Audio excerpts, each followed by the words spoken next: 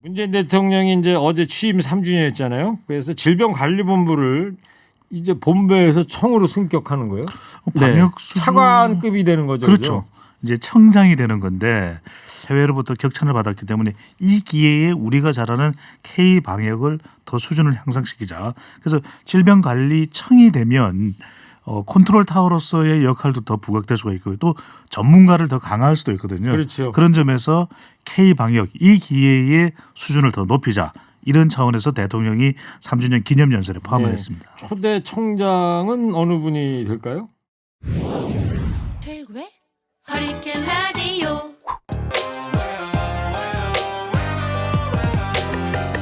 무거운 녀석들 가벼운 뉴스는 가라. 무게 있는 뉴스만 골라서 서빙해드립니다. 무거운 녀석들! 무게 있는 뉴스 전해줄 무거운 녀석 두 분 나왔어요. 뚱커벨 인사이트 K 배정찬 소장 어서 오세요. 안녕하십니까. 뚱블리 정상근 기자 어서 오세요. 예, 안녕하십니까. 오늘 그 N번방을 만들었다는 각각. 쑥갓 갓갓. 각각. 네. 쑥갓으로 각각 잡혔다고 그러더라고요. 네. 그 하여튼 각각 검거로해서 N번방 주요 운영자가 모두 잡혔다고 그러는데, 자 청취자 여러분 코너 끝에 방송만 잘 듣고 계셨으면 금세 맞힐 수 있는 무게 있는 퀴즈 드립니다. 지금부터 무거운 두 분이 전해줄 무거운 뉴스 잘 들어보시기 바랍니다. 이태원 클럽발 감염 확산. 이게 좀 흉흉합니다. 감염이 많이 확산되고 있어요, 전국적으로. 용인 66번 확진자 우리 코너에서도 뭐 몇 번 소개를 해드렸었죠. 지난주에 관련해서 이제 85명 이상 관련 확진자가 늘어나는 그런 상황인데요.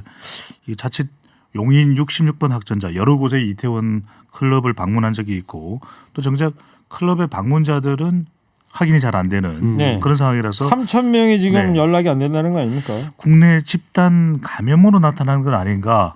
그래서 고3 등교 일정까지도 조정돼야 되는 것 아니냐라는 이런 확산되고 있는 상황입니다. 예, 교육부에서 이제 등교 개학에 대해서 이제 고민을 하고 있는 것 같은데 지금 군인들이 뭐 한 군장병만 50여 명이 여기 갔다 왔다고 자진 신고를 했다고 그러고 제주도 군까지 지금 비상에 걸렸어요. 네, 뭐 제주도 그러니까 이태원에서 멀구먼 이 제주도에도 확진자가 나왔는데 이 직전만 해도 제주도에서는 뭐 확진자가 나오지 않았고 또 치료받던 사람들도 모두 퇴원해 있는 상태여서 청정 지역이었었죠. 네, 사실상 네. 청정 지역이 된 상황이었는데 갑작스럽게 이 한 명의 확진자가 나왔습니다. 근데 문제는 이분이 피부 관리를 하고 있기 때문에 이 손님들하고 매우 밀접하게 접촉하는 좀 그런 직업이죠. 근데 이 접촉자가 127명으로 나와서 좀 상당히 우려가 됐었거든요. 근데 네. 다행히 이 제주도에서는 검사를 해본 결과 이 접촉자들이 전원 음성이 나온 상황이라고 하고요. 네. 이 국내에서도 지금 이태원 클럽발 코로나19 확진자가 지금 4명이 양성 확인돼 있는데 일단 지금 뭐 처벌하지 않을 테니까 자진 신고하라 이렇게 얘기를 해서 지금 수십 명이 지금 또 자진 신고한 상황이라고 네. 합니다. 그러니까 하사하고 대위는 이제 징계를 하겠다는 게 네, 이제 그 두 사람은 직접 징계를- 갔다 온 사람의 네, 얘기는. 맞습니다. 네. 문제는 조금 전에도 말씀드렸습니다만 한 네. 3,000명 정도가 이태원 클럽에 다녀갔는데 연락 두절이 되는 거 아니에요? 이곳에 같은 사람들이 바로 이제 클럽인 거죠. 그러니까 방명록을 기입하게 돼 있습니다. 이름과 연락처를 기록하게 돼 있는데 사실 기록을 안 한다고 해서 규제할 수 있는 방법은 없습니다. 그러니까 여러 명이 갔을 경우에는 한 명만 적고 나머지 사람들은 들어갈 수도 있는 것이고 또 적지 않을 수도 있는 것이고 적더라도 전화번호는 가짜 번호를 적을 수도 있거든요. 근데 네. 이걸 확인하거나 누가 인정할 수 있는 방법은 없는 겁니다. 그러다 보니까 정작 한 3,000여 명 정도는 연락이 안 된다. 이런 상황이 발생하고 있는데 서울시는 그래서 박원순 시장도 CCTV를 통해서 경찰과 추적하겠다. 이런 안까지 내놓고 있습니다. 지금 말이죠. 명부를 적게 돼 있잖아요. 네네. 어느 큰 주요 시설이나 이런 데 가면 그렇죠. 예를 들면은 저 개인적으로는 지난 주말에 양화안시를 한번 갔어요. 네. 그랬더니 이제 문진표 작성하고 전화번호 적게 돼 있고 뭐 최근 어디 갔다 온 적이 있는. 그런데 정작 이 신분증을 좀 제시를 하면서 해야 되지 안 않을까. 하죠. 네. 신분증 없이 하면은 그게 누군지 알겠어요. 그렇죠. 사실. 네. 더군다나 여기는 이제 클럽 아닙니까? 사람들이 그렇죠. 밀집해 있는. 이거 좀 개선이 돼야 돼요. 어차피 지금 뭐 사실상 영업중지에 들어가긴 네. 했습니다만은. 그런데 이제 정세균 총리가 어제 이 특정 커뮤니티에 대한 비난을 자제해달라 이런 요청을 했어요. 네, 그러니까 특정 커뮤니티에 대한 비난은 방역의 관점에서 도움이 되지 않는다. 이 접촉자가 비난을 두려워해서 검사를 기피하면 그 피해는 우리 사회가 떠안게 된다라는 게 정세균 총리의 지적이었는데. 그러니까 숨어버릴 수 있다는 거 아닙니까? 네, 그러니까 이전에도 이 성소수자분들이 이제 자주 뭐 왔다 갔다 하는 뭐 그런 술집에서도 확진자가 나온 적이 있었다라고 해요. 근데 그때는 뭐 알려지지 않아서 그쪽 거기 있었던 분들 다 알아서 이제 뭐 자가격리를 하고 또 검사를 받고 그랬다고 하거든요. 근데 이번에는 이제 국민일보에서 이제 특정 성소수자를 지목하는 보도를 내보내면서 네. 오히려 굉장히 좀 꺼려하는 뭐 그런 상황이다. 이런 얘기가 굉장히 많습니다. 자기가 드러나는 걸 꺼려하는 상황이니까. 네네. 이 서울시하고 경기도가 이 개인 정보가 드러나지 않도록 검사하겠다고 했잖아요. 오늘 아침에 네. 김어준 TBS 뉴스공장에서도 두 분이 전화 연결해서 다 이런 얘기를 했던데요. 그렇게 하는 이유가 이 클럽 방문자의 경우에도 신상 정보가 드러나는 경우에는 재난 문자를 받았더라도 금진하기가 쉽지 않거든요. 예. 그런 만큼 신상 정보를 드러나지 않도록 할 테니까 검역을 하라. 이렇게 하는 경우에 이제 할 수가 있는 것이고, 그리고 군의 경우에도 이걸 무책임으로 하겠다고 하자 신고자가 늘어나지 않았습니까? 예. 이런 상황도 있는 것이고, 또 하나 중요한 것이 외국인의 경우입니다. 이게 재난 안전 문자가 또 영문으로 보내지는 않기 때문에 어떻게 하면 이들에게 방문했던 외국인에게 전달될 수 있을까? 이 부분도 서울시와 경기도가 노력하고 있는 부분입니다. 그래요. 머리를 좀 짜내야 될 것 같고. 정상근 기자. 네. 근데 이제 이 클럽이 아닌 그 강남이나 홍대 술집들이 이제 붐비고 있다고 그러더라고요. 네, 뭐 언론들이 뭐 일제히 뭐 지난 주말에 이제 유흥가를 좀 찾아가 봤는데 예. 그야말로 뭐 발디딤 없이 꽉 찼다 이런 보도가 공통적으로 나왔습니다. 그 기사 제목 보면 뭐 소위 부비 뭐 이런 네, 거 써 있고 감성 그러더라고요. 포차. 네, 뭐 특히 이제 헌팅 헌팅 포차. 포차 뭐 이런 곳에 이제 굉장히 많이 사람들이 모였다라고 하는데 뭐 줄까지 쓴 곳도 있었다라고 하더라고요. 근데 그래요. 이 문제는 이들 업소가 이 클럽이나 뭐그 이른바 이제 룸사롱과는 달리 그 일반 음식점으로 분류가 돼 있기 때문에 이 서울시의 집합금지 명령 대상에서 제외가 그래요? 됐다라는 점이 좀 문제로 제기되고 있습니다. 이거는 개선이 좀 돼야 되지 않을까 싶기도 한데 네. 두 분은 젊으셨을 때 클럽 많이 다니셨어요? 클럽이 뭐죠? 저는 거부당할까봐 네 미리 안 갔습니다. 확실해요? 안 간 거? 아, 네, 저는 간 적이 없습니다. 정 기자가 저 한 말씀 해보세요. 클럽이나 술집 가지 말라고 젊은 층한테. 가지 마세요.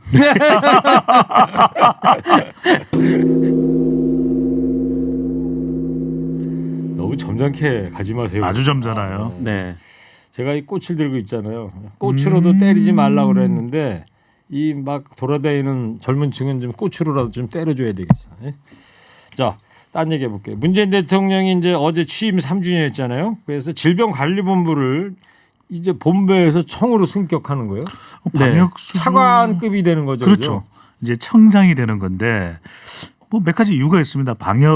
K 방역을 그만큼 잘해왔기 때문에 수준을 더 격상하겠다는 것도 있을 수 있고, 또 질병관리본부가 잘하지 않았습니까? 정은경 질병관리본부장이 정말 히어로라고 영웅으로 평가를 받을 정도로 해외로부터 격찬을 받았기 때문에 이 기회에 우리가 잘하는 K 방역을 더 수준을 향상시키자. 그래서 질병관리청이 되면 컨트롤 타워로서의 역할도 더 부각될 수가 있고요. 또 전문가를 더 강화할 수도 있거든요. 그렇죠. 그런 점에서 K 방역 이 기회의 수준을 더 높이자.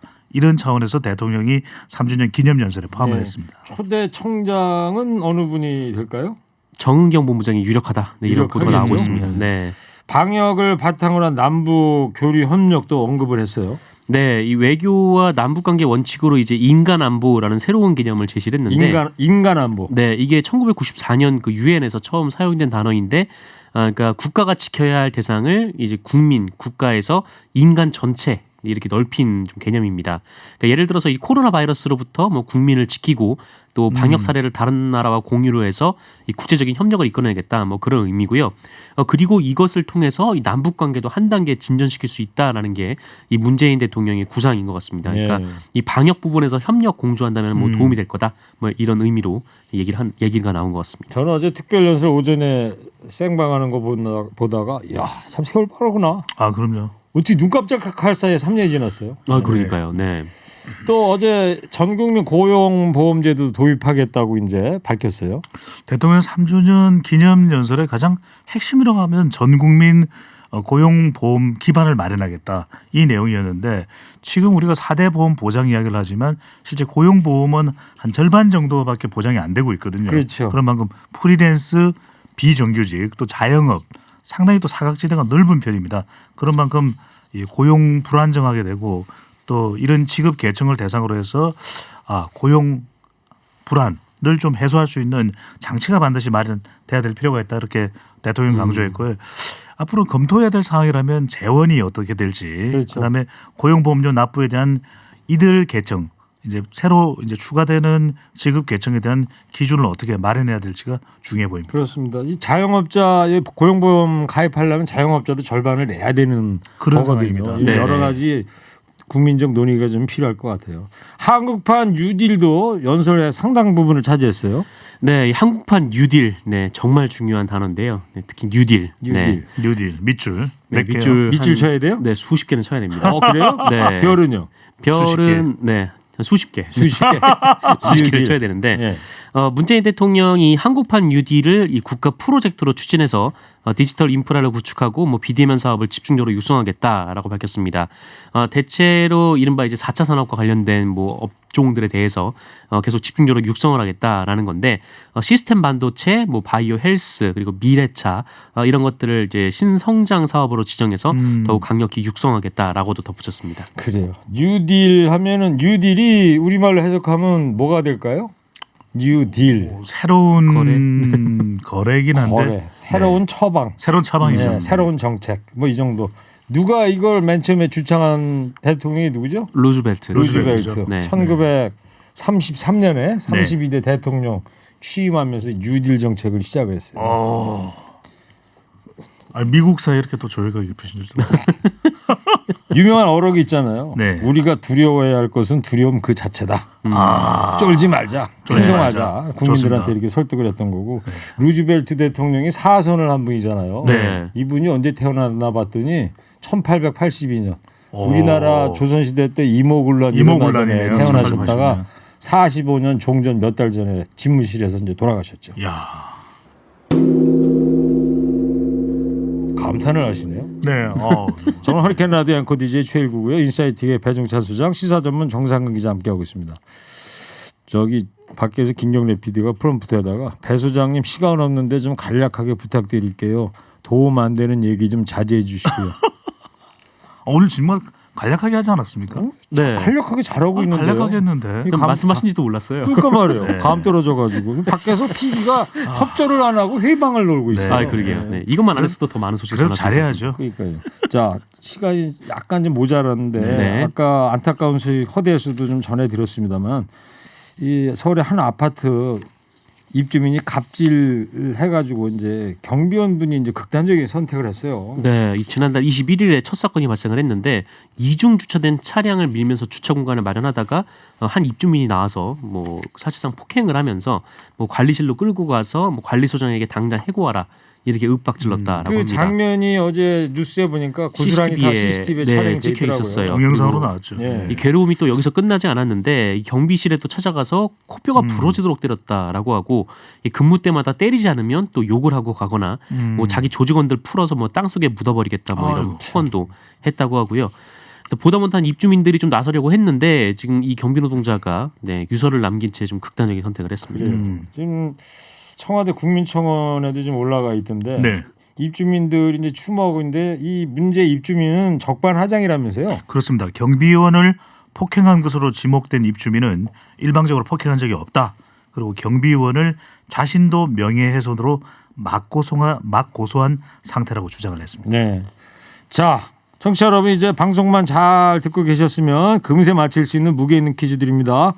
어제 있었던 특별 연설에서 문재인 대통령은 한국판 이것을 국가 프로젝트로 추진해서 디지털 인프라를 구축하고 비대면 사업을 집중 육성하겠다고 밝혔죠.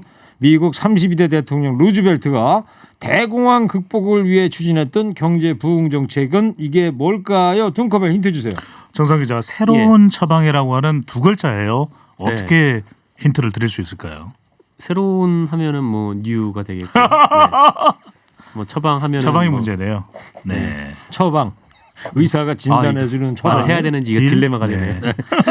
자, 청취자 여러분 정답 보내주십시오. 50원 유료 문자 샵 051 TBS 앱 열려 있습니다. 두 분 상품 소개해 주세요. 네, 지금까지 오늘 무게 있는 뉴스들 무거운 녀석들이 전해드렸습니다. 인사이트 K 배종찬 소장, 뚱블리 시사 전문 정상근 기자였습니다. 두 분 감사합니다. 무거운 녀석들! 일부 행기의 이야기를 더 듣고 싶다면